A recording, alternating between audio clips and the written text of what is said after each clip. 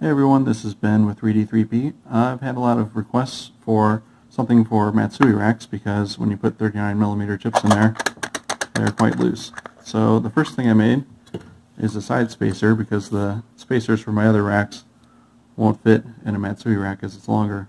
So this one goes along the side of the chips, and when you put the lid on it still fits, and it keeps the chips from going back and forth.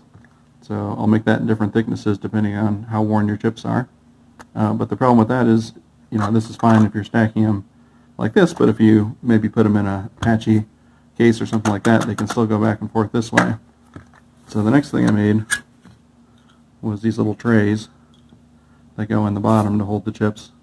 So there's different shapes for the end pieces. And we just drop those in. Then there's the middle ones.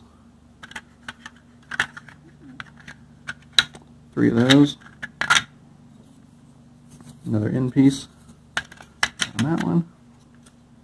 And transfer these over.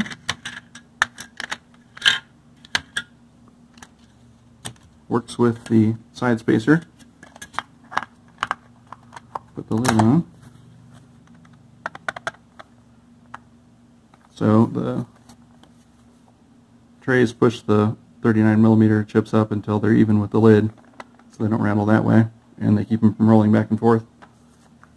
And then your side spacer keeps them locked in the other direction, and they work together.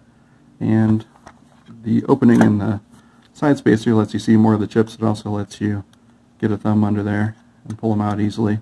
And you can also, if you want to, put it right down the middle, and then you can see the chips on both sides instead of having that obscure the chip on one side. So there you go, that's the Matsui rack spacers for 39mm chips. And you can also use this one if you have 43mm and you just want to keep them from going back and forth. They'll fit with any chip size.